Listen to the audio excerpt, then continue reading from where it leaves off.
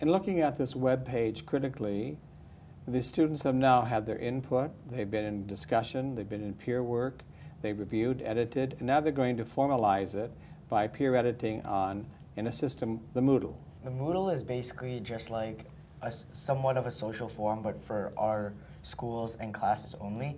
So for our class, we have our separate own page, and what it does is we have our own social forum on there, we have our own homework forum on there. It's basically everything that we do in class online. I'd like, as we watch this clip, for us to be thinking how this Moodle work affected our learning, our understanding of how we become writers, and how other people read our writing. Let's see it now. I'm going to invite you to our Moodle site in order to post your letters to the editor. I just want you to be sure that you know where to find this part. On our Moodle website, in the homework forum, there's a specific area there, feedback for the web page, that you're going to post your responses to. Now within that site, this is the template I was mentioning to you that you might want to refer to. You can click on the message I have in there. And here are the basic components to help you write your review. 1, begin with Dear Editor-in-Chief. That's who you're addressing this letter to. Number 2, introduce yourself. End by stating your appreciation for the opportunity to review their website. And finally, you might want to think about inviting responses from the editor via my email address. Okay? After all the reviews have been posted, or if you finish yours early, look for a peers. Make sure they haven't had a response on it and peer edit one of your friends' responses.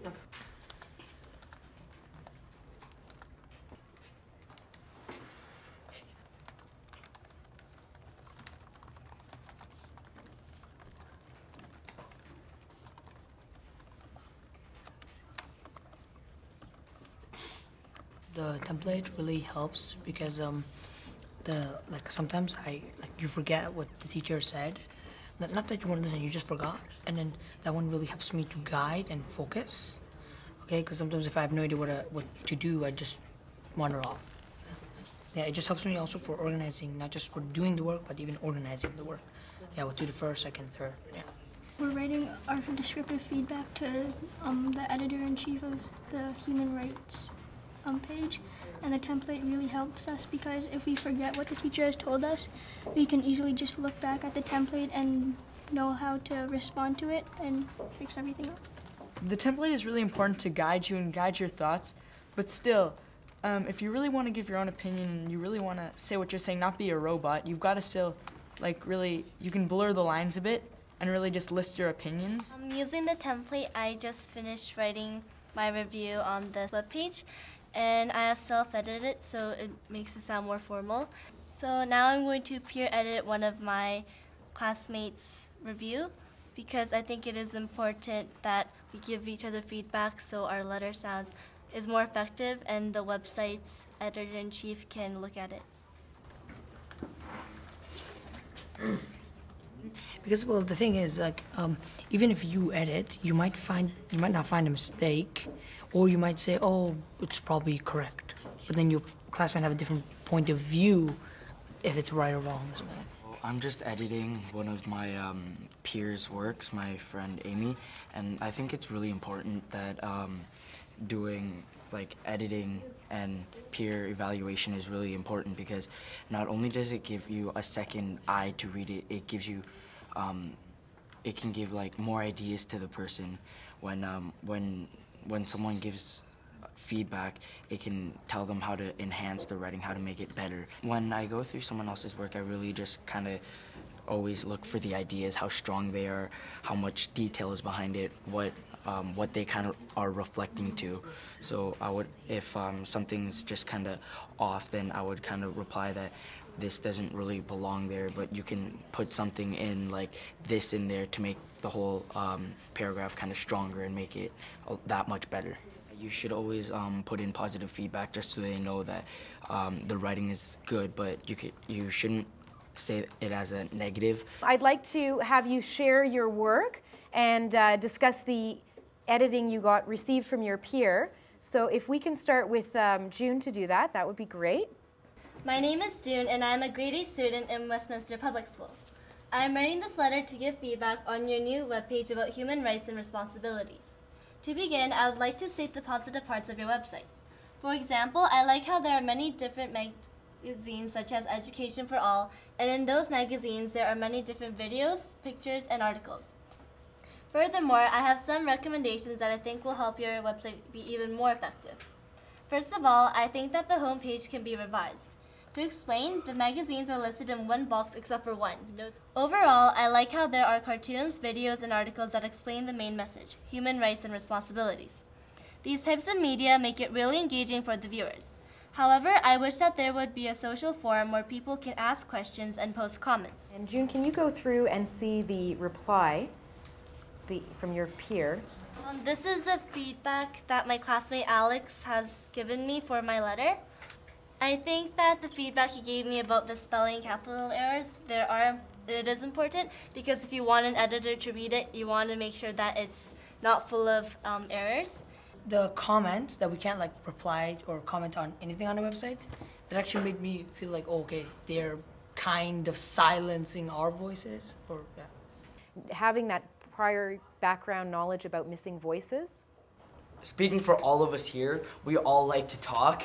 So especially when in a site as good as that, when we learn so much new things, and if we can share it with our classroom, that's great. But with this social forum, we'd be able to talk about it with many different people around the world, which is even better. So if the social forum was there, like, that's why we were kind of obsessing over that a little, because of all of what we learned about not silencing our voices. Mm-hmm. And how many of you found that you were questioning parts of the website, asking certain questions based on, again, maybe some of the background knowledge of missing voices, what you were looking for in the website, given that it's a website about human rights? Were there any questions you were asking yourself? Yeah, sort of the aspect of missing voices changed a bit of my perspective about it. And like, especially something like human rights, which has a lot of missing voice in it, I sort of tried to pinpoint what they were missing. So I noticed there was an example of how to use the Moodle with a letter to the editor. Did that help? I think by seeing a peer's work on the screen and the fact that you're able to give feedback on that showed that, like, one of your peers, they have a voice, so when you see it on the screen, then other people are allowed to comment on it and to work with that piece. And did you find that helpful, Dan? Yes, because, for example, something Danny said previously was that you want to make sure you word things properly so your voice gets out better. This is what it helps it. You get a second person to hear it, and you might see a different perspective, and you might be a little more conscious about what you said. And how does this help you as a writer? How does it help you revise? Well, as a writer with one person and as one mind, for you, what you write could be amazing to you because you wrote it. But when you get another person's opinion on it, it can become stronger because you have the review of it. So even the smallest flaw that could throw someone off could be changed to make it phenomenal instead of amazing and make it flawless. It can be changed in a split second too, can't it, without lots and lots of work. And we also had peer editing in there too, so after you finish writing your own piece, a peer edits yours, and there's always descriptive feedback, so the good and the bad. So maybe you can fix your wording here, so getting another person's perspective makes your writing look that much more stronger.